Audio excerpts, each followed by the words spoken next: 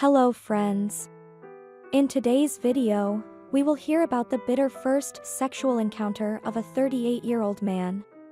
Let's hear the story in our character's own narration.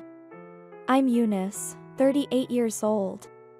Let me start off by telling how my life was before my first sexual experience.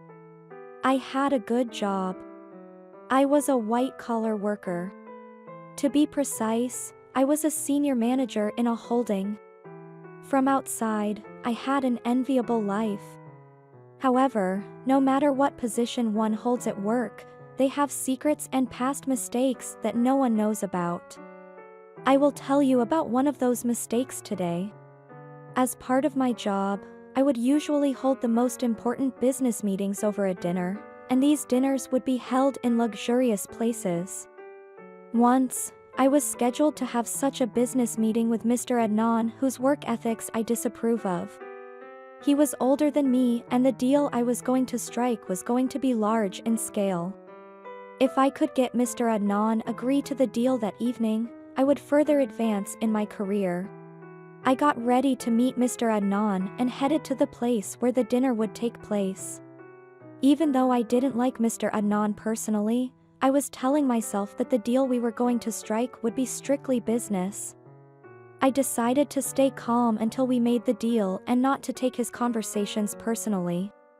I would like to tell you a little bit about Mr. Adnan to give you a better idea of what would happen that day. He is someone who keeps work separate from personal life but does not hesitate to include it in his life outside of work.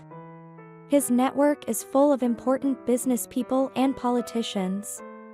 There is almost no work-related problem that he cannot solve. His connections, labor force and material wealth are impressive.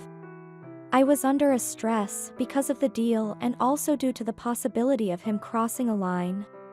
In the evening we went to a fancy restaurant and he asked for details of the deal. He looked out of the corner of his eye while the food was being prepared. Grumbling, he approved the project with his head. He said okay, just as the food was brought. He said we would put our signatures in the morning and they will bring my files from the company. I was relieved. I started drinking. I'm not used to drinking. I don't have strong resistance to it. I was tipsy after a wine. In the meantime, Mr. Adnan was constantly giving directions on the phone and sending locations. Thinking that we would have the last drinks and get up, he waved at the waiter and put a large amount of dollars in his pocket.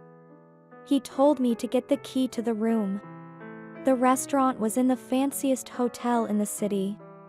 I thought to myself that he would probably stay there with his guest. He said they would be here soon and we could have a drink and go up to the room. I didn't understand. I asked him politely, "Mr. Adnan, where shall we go?" He laughed and didn't answer. "Eunice, you're either very cunning, you're playing dumb, or you're very naive," he said. "I usually get numb in situations that I can't handle." I stayed like that for 10 minutes and then 2 women came. These women were doing that same job that you thought about just now. Mr. Adnan chose one of them and pointed to the other one and showed me. The lady he pointed to sat next to me. I was starting to understand the situation. Adnan Bey said, "No need for any conversation. Let's go up to the room," I fumed. I said, "I don't think I will join you. I'm engaged." They laughed. Mr. Adnan took my arm and said, "Pre-marriage training, my son, there is no marriage without training." He held me by my arm and started to lead me. I made a plan in my head that I would take my key, enter the room with my lady friend, explain the situation to her, and after a while I would leave the room and go home. Turns out, he had rented one suite room with 1 bedroom. We went in. I looked up and the ladies undressed directly, without hesitation.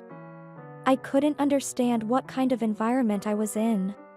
I had a mental block. Even though I told them to stop, they pulled me in front of the minibar, One of them was untying my tie and the other was taking off my shirt. Mr. Adnan poured a strong drink into small glasses. To Eunice, he said, and we drank more.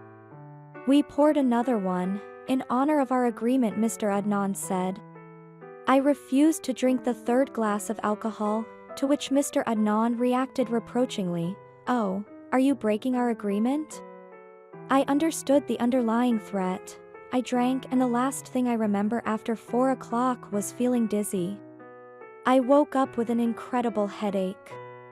I was in a bed with Mr. Adnan on my right side, a lady next to him, me, and a lady on my other side. I jumped out of bed in fear and went to the bathroom. The headache intensified with the pain and I started vomiting. This felt very good. I quickly put on my clothes, tied my tie, and quickly walked away from there. Across the hotel, on the opposite road, there was a shop selling coffee. I bought strong coffee and sat on the sidewalk. No matter how hard I tried, I couldn't remember the details of the night. Some scenes were very blurred. I remembered one scene, albeit very briefly, when Mr. Adnan tried to kiss me. Up till that moment, I had protected my honor and my dignity. I had flirts, but I had never taken it further with any of them. This was an important line for me. I had saved myself for my soulmate and I started crying with anger that my first experience would be like this. My head was constantly stuck in that blurry scene, Mr. Adnan trying to kiss me. Later, I was examined at a private hospital, asking for confidentiality. That night I realized that Mr. Adnan had been with me against my will. They even found some samples on my body, and instead of hiding it, I decided to take this issue to court and filed a lawsuit against him. First, his lawyers and then directors of our company sought to intervene. With time, the lawsuit process got uglier. He started threatening me, sending his men to scare me. I realized I was being followed. I had to withdraw my complaint out of fear that something might happen to my family. I quit my job and demanded large amount of compensation from the company.